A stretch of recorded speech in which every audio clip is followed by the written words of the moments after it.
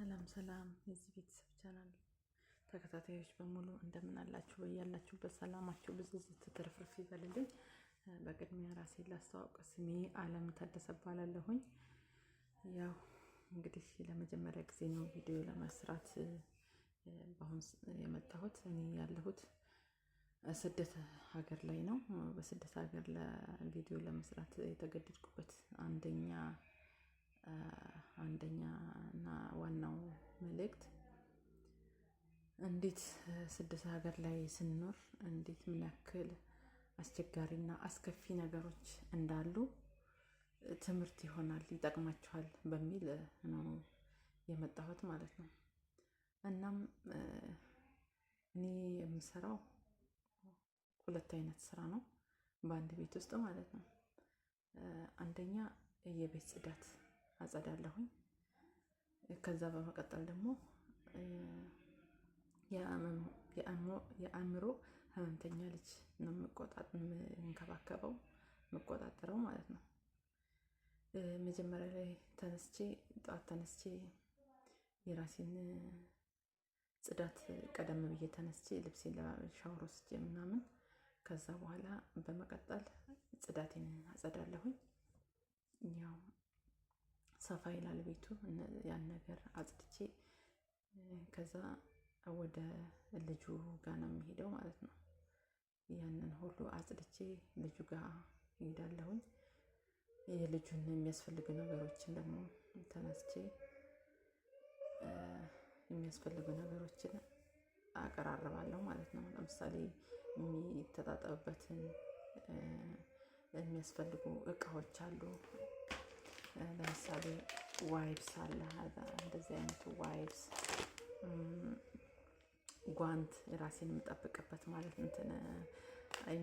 ጓንት ሳይሆን ማክስ ራሴን የምከላከልበት ማለት ነው። ከዛ ደግሞ ይሄም አለ ከስር የማነጥፍበት ነው።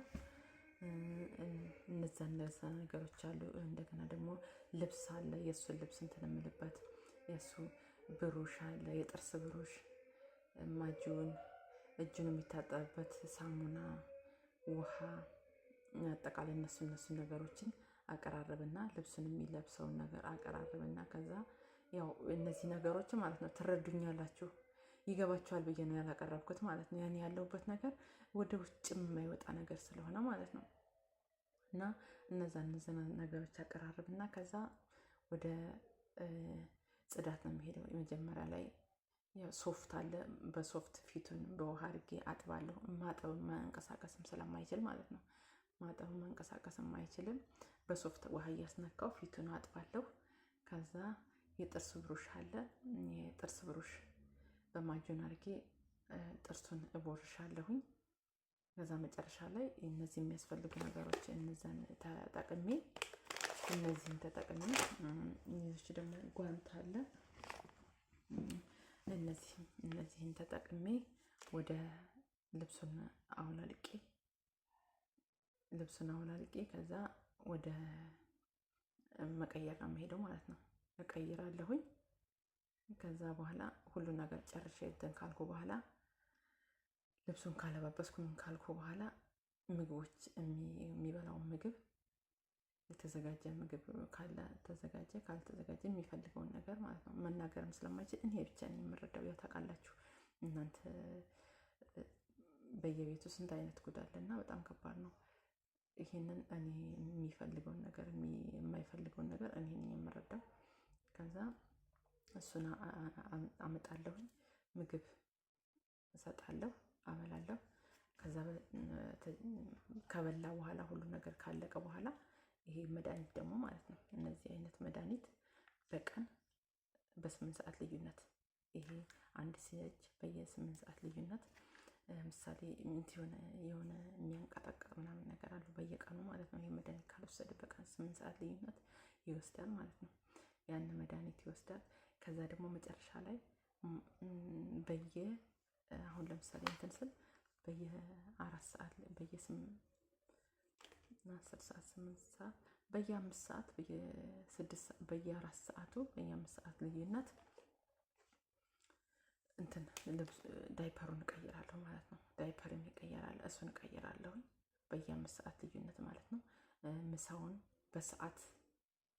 በየሰዓቱ አቀርባለሁ። ያው ሲፈልገው ምንድን ነው የሚለው መናገርም ምንም ስለማይችል ማለት ነው። ምንድን ነው የሚለው ሲል እረዳዋለሁ። እኔ የሆነ ነገር የሚፈልግ ነገር ከሆነ ስጠራለት ሲለኝ ከዛ እረዳዋለሁ፣ አመጣለታለሁ።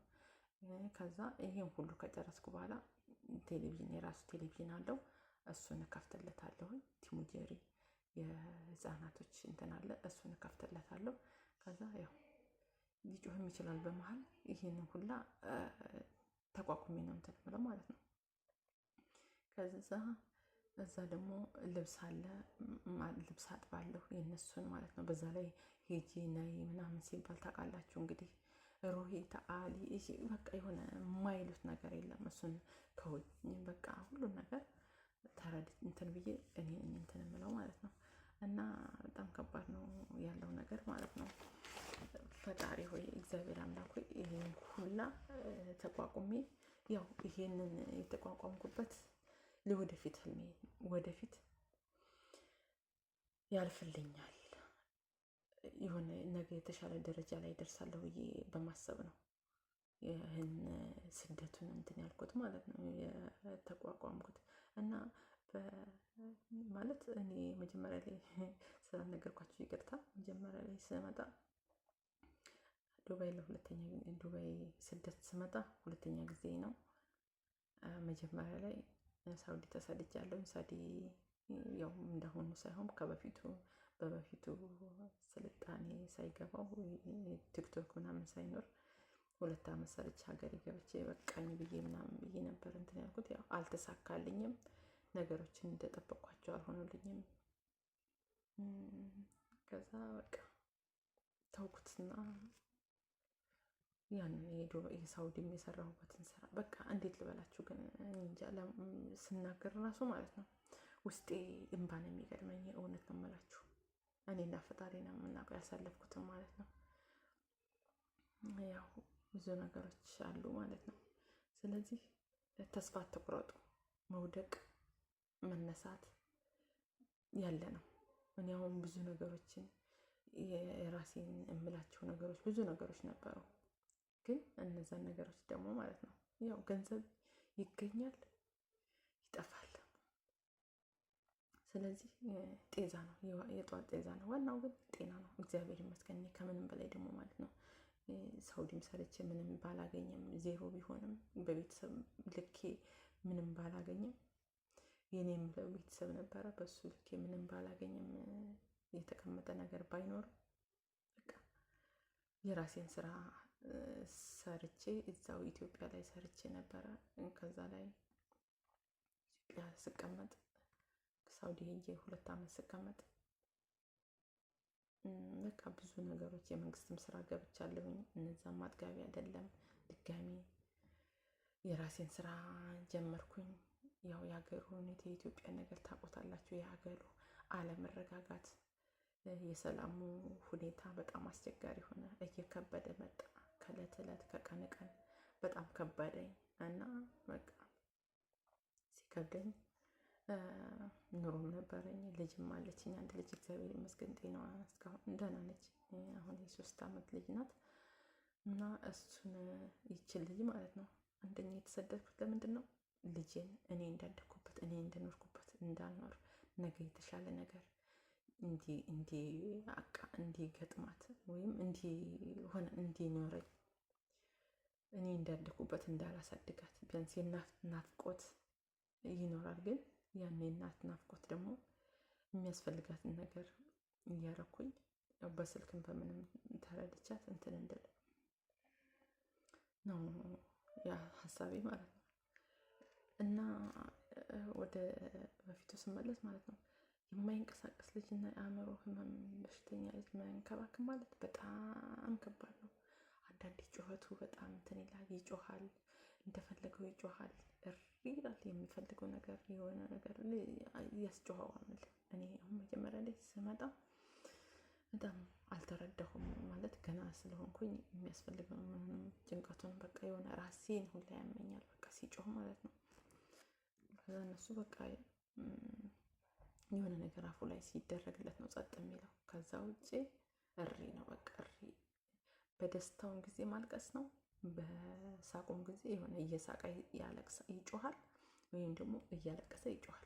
ሁለት አይነት ነው እንትኑ ማለት ነው። እና ይሄ ሁሉ ድካም ውጣ ወረድ ለነገው ማንነቴ መሰላል ይሆነኛል ብዬ ነው ይህንን ሁላ ስራ እንደዚህ እዚህ ላይ የምሰራው ማለት ነው። ታውቃላችሁ በያላችሁበት ስንት ነገር አለ፣ በየሚዲያው የሚነገር አለ። ይህን ሁላ እግዚአብሔር አምላክ በየሚዲያው ህይወት ሲያልፍ ሲደበድቡ ምን ሲሉ ምናምን በቃ እግዚአብሔር አምላክ ይህን ይሻላል፣ ደግሞ ጩኸትን ቢሆን ይሻላል ብዬ አስባለሁ። እና ለማንኛውም ፈጣሪ ሁሉን ነገር ሁሉን ቻይ ሁሉን ሰጪ እሱ ነው። በእግዚአብሔር ጸጋና ብርታት እዚህ ደርሻለሁ። ለሚቀጥለው ደግሞ በሚቀጥለው ክፍሌ ቀጣይ ያለውን ሁኔታ እንዴት እንደሆነ ለመግለጽ እወዳለሁ። ስለተከታተላችሁኝ፣ ስላያችሁኝ፣ ሰብስክራይብ እንድታደርጉኝ እግዚአብሔር ሰብስክራይብ ላይክ እንድታደርጉኝ እጠይቃለሁ። ስለነበረኝ ቆይታ አመሰግናለሁኝ።